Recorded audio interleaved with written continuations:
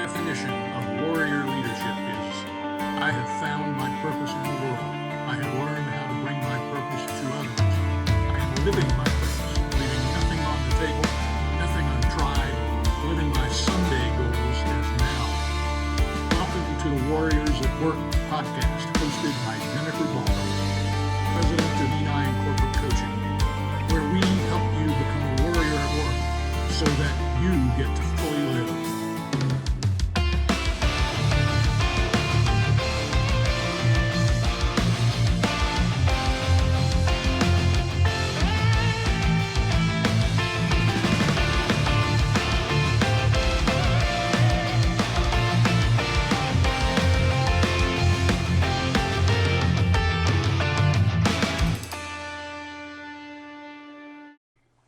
Hey everyone, how's everybody doing? I hope you are all doing well, that you're all surviving, that you're dealing with whatever you're dealing with and all the unexpected and all the unknown. And that's what we're going to be talking about today in this third daily episode in the series this week called Staying Engaged in Work During a Crisis. So this third episode is called Displaced in Place, which comes from a client of mine who is brilliant. He is one of the most eloquent human beings I have ever known. He has a master's in English, which he is not currently using. And I keep telling him that he really needs to write a book, because listening to this person speak is like listening to an orchestra. It is amazing, his ability to communicate how he feels and what he's thinking, and also have the right words to say it. And so we were having a discussion recently, and he said that what he feels right now is displaced in place. And we had some conversation about exactly what that means, because I imagine it's something that a lot of you are going through right now, where your house, which once felt like the place that you were lucky to come home to, now feels like the place that you're handcuffed to and can't leave. And that has lots of implications for people. Some people are dealing with their adult children moving back home. I was talking to a client of mine about this last week, and suddenly feeling like they're out of control in their own home environment, because now their significant other is working from home, they are working from home, and their adult children have been laid off and are moving back home. There are other people who are dealing with homeschooling their kids and also working from home. And it's not only changing how we feel about being at home, it's changing where we are at home, which is how my client was feeling when he came up with Displaced in Place. And it's a space where usually we feel fairly in control of our environment, and all of a sudden there's all of these things happening in our environment in one place that used to happen in a controlled way in different places. So having our kids go to a different place to go to school was a controlled way of managing what happens in which place. And then we would leave and go to work, except for those of us who work from home from time to time, but most people would leave and go to work, and they would have their work image and their work persona and their home image and their home persona. And suddenly people are feeling displaced in place because everything's happening in one place, and everything is witnessed to everything else in one place. So suddenly there are hilarious articles coming out on Facebook about people witnessing who their significant others are at work, because they're listening to them on work calls, and they're watching them on work videos, and they're listening to their work language and their work vocabulary that they use. And now we have people at work observing our kids in the background. And we have our kids observing everything that we're doing instead of being at school. And all of our worlds are colliding into one place in our home, which a lot of people are experiencing as being out of control. And so we're going to talk about two different concepts today that are each significant enough to make a separate podcast out of them. But I wanted to get all of this out there because it's relevant to what people are dealing with right now. The first is that when we are in fear, as discussed in the second episode that was released of this podcast yesterday, when we are in fear, we hyper-focus on what's in front of us. When a car suddenly stops on the highway in front of us, we are hyper-focused on that car. We don't see what's happening on either side of us or behind us.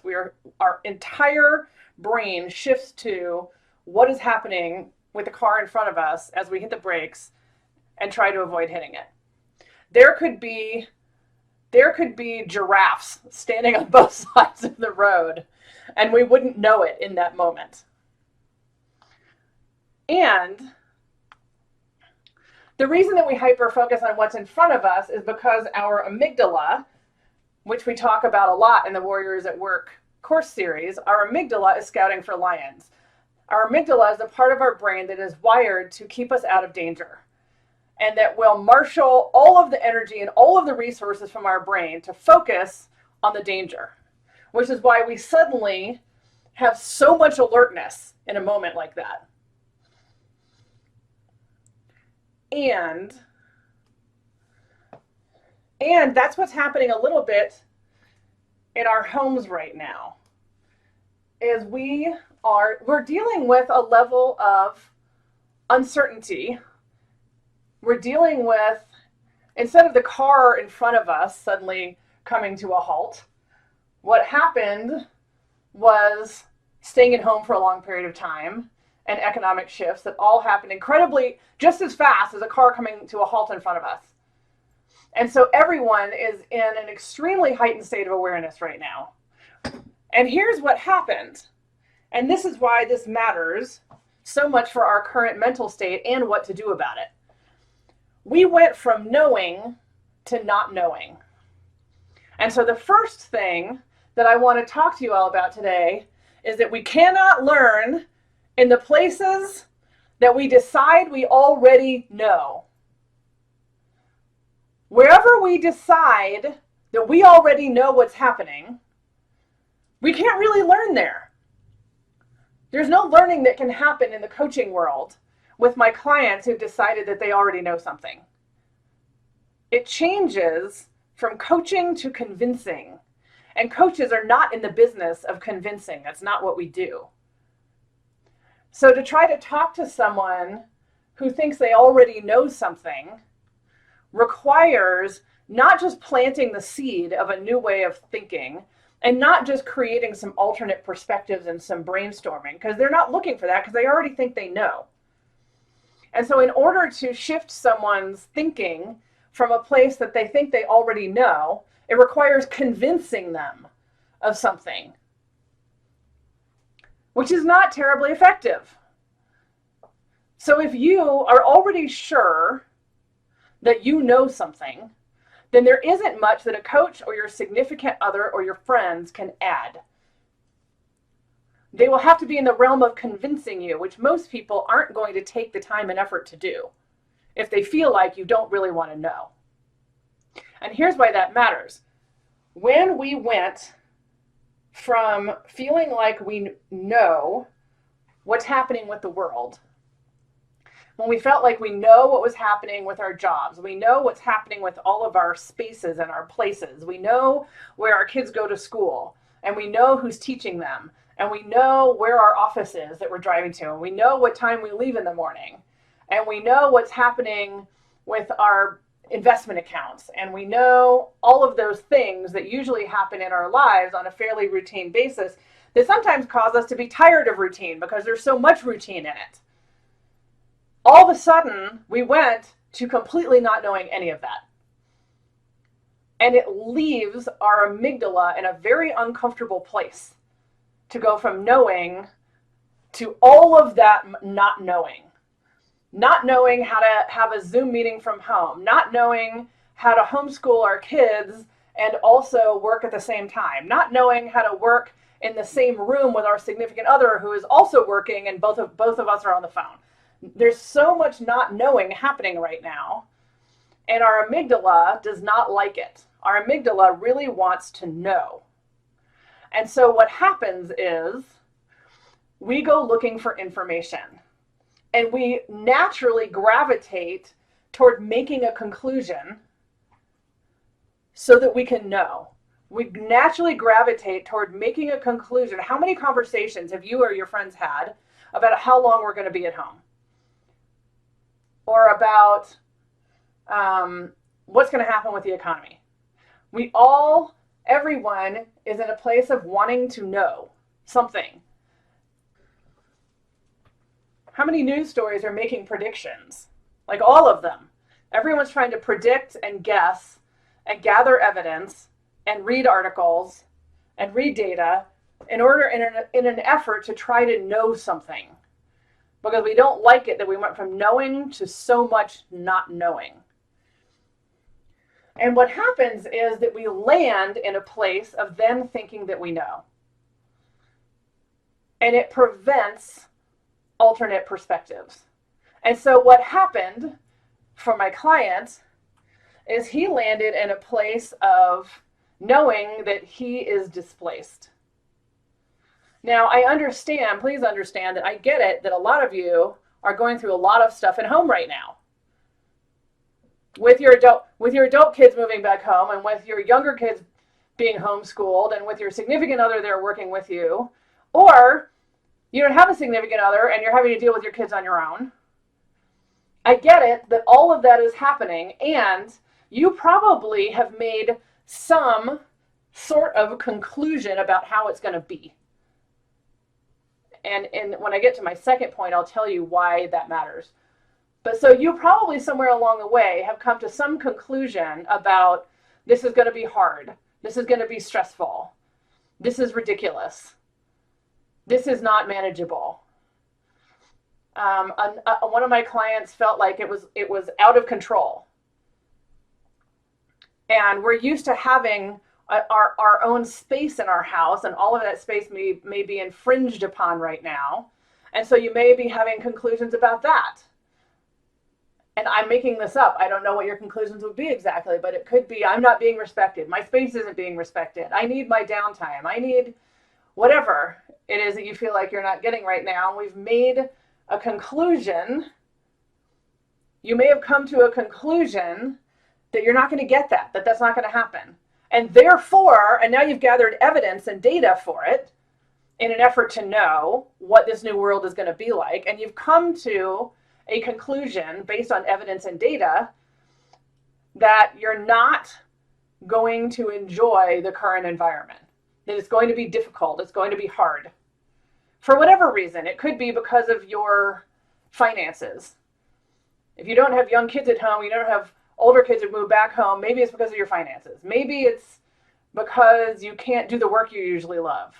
Maybe it's because of general economic uncertainty. For whatever reason, there's probably some conclusion that you have come to that there's going to be bad as a result of all of this. And it seems that there's plenty of evidence for that, right? There's plenty of evidence for this isn't good, something's going to be bad. Now, I'm not suggesting to pretend that everything is great, that everything is hunky-dory, and that everyone's having a blast. I'm not suggesting to pretend anything. What I am suggesting is to stop short of knowing. Because once you get to the point that you've collected evidence and made a conclusion and decided that you know, then anyone else or anything else can no longer just create new perspectives for you. Your brain has left the mode of creatively existing in this new environment. Your brain has focused down on one way of being, and the only way to shift that is to be convinced of something different. And the fact is that we don't actually know what's going to happen in the future because it hasn't happened yet. And so telling ourselves that we are displaced in place, as my brilliant client is feeling, it's important to note that you feel that way. It's important not to feel wrong for feeling however you feel. And also, notice if you've already decided that that's how it's going to go. It's not just how you feel in the moment. It's not just how you feel today, but you've decided that that's what it's going to be. And the reason that matters is because it prevents coming up with new possibilities. It prevents shifting perspective. It prevents anything else coming along that could be better or more pleasant.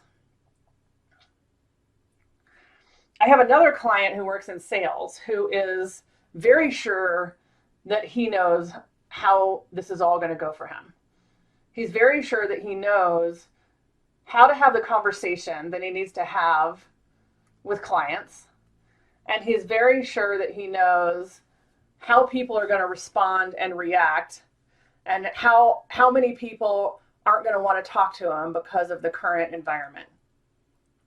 Now, we are not having, I spent 15 years doing business development, and that is not what I'm working with him on.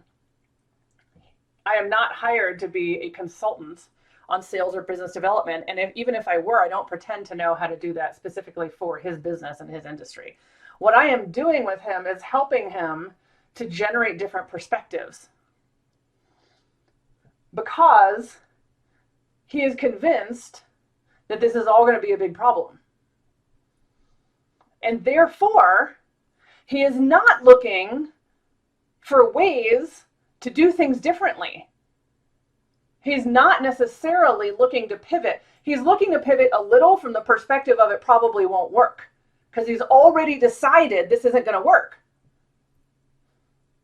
He's already decided we're headed down a road that is alarming, and that people are freaking out and mad and scared and don't want to talk to someone doing sales.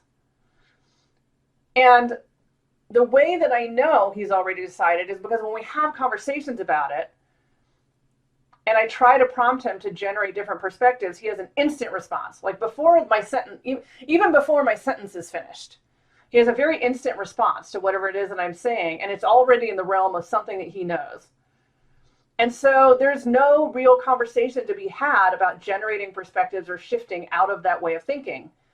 And that's fine if he wants to stay there, but he's staying in a place of this is bad and it's not going to work. So it seems like it would be beneficial to shift to a place of figuring out a different way of doing things, which can't happen from a place of thinking that we already know,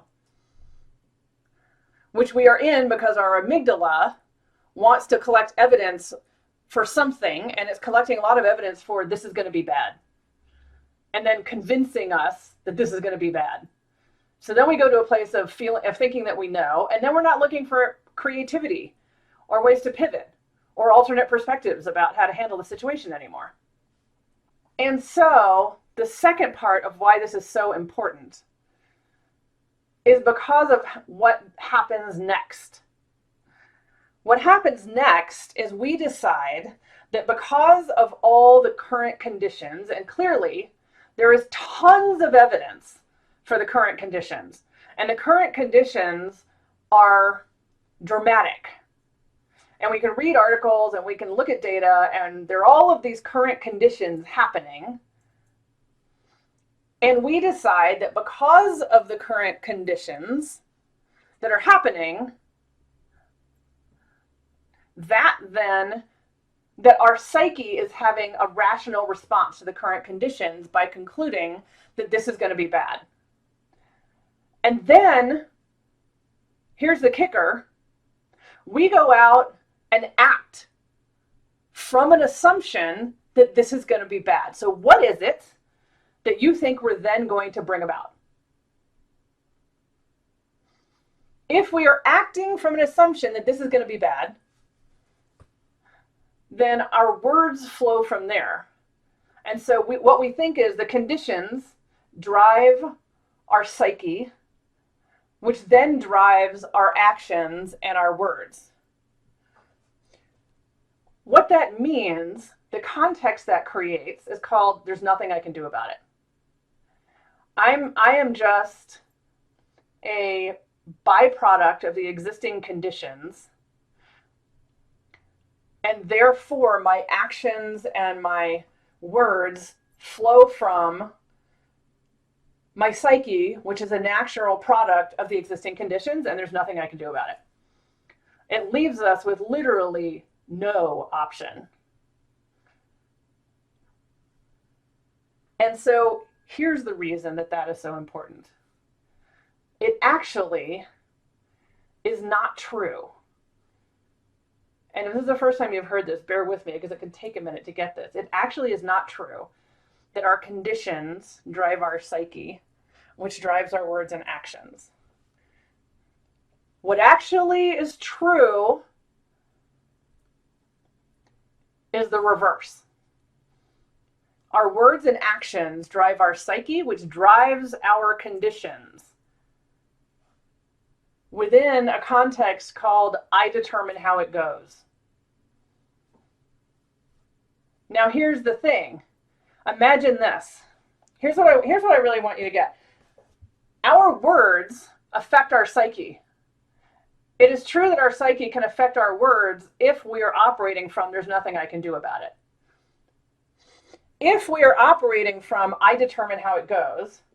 Now, and let me say, I understand that doesn't mean I determine how it goes doesn't mean that we can say, I would like to wake up with $1 million tomorrow and that's going to happen.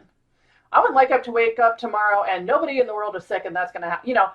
I get it. There is a limit to what we can realistically do with this. But what I am saying is that most of our daily existence we can determine. And I don't mean in some magical woo-woo way. I mean, we can determine it by how we relate to everything that's going on around us. And so if I say I am displaced in place, what that creates in my psyche is a feeling of being displaced. So what we think is that it's our psyche that's already feeling displaced, and then we say we're displaced. We think it's our psyche that generates the words, I am displaced. What's important is that the opposite is true. That if we go around and we tell everyone that we are displaced, it's causing us to experience it that way more and more. And furthermore, it is then causing us to experience it as we know for a fact that that's true and that's how it's going to be. So we're not even looking for other alternatives. So when we say I'm displaced, it starts with our words. That then affects our psyche, causing us to then feel displaced. That then affects our circumstances, because we walk around the house feeling displaced, looking for evidence that we are displaced, telling our kids or our significant others that we feel displaced, and creating this whole story around being displaced, which then creates our conditions, further creates our conditions. So we go from saying I'm displaced to then feeling I'm displaced to then going and taking actions concurrent with being displaced, which creates more conditions of being displaced. So, and therefore we have determined how that goes. So what's also true is if we manage, in the first point I was making, if we manage to resist knowing, if we manage to resist knowing how this is going to go, if we manage to resist knowing how it's going to be at home, what's going to happen with the economy, what's going to happen with, health of the world population, if we manage to resist knowing, then it leaves space for us to change our words and our actions around it, which will then change our psyche about it, which will then change our conditions. So for my client who does sales, he can start by changing his strategy about how he talks to people when he calls them. And I don't know what the ideal strategy would be. There are several different perspectives we could discuss. And he can change his strategy about how he has those phone calls, about what he says and what the actions are that he takes, which will then change his psyche around how all this is going to go, which will then change his condition. If he keeps pivoting in terms of who he approaches and how he has those conversations with people, he may eventually land on something that works. And then that will shift his psyche. And over time, that will shift his conditions. And he'll find that he is signing clients right now. He'll find that there are people out there that will buy things right now. He'll find that there are clients that need help right now. That's why all of this is so important.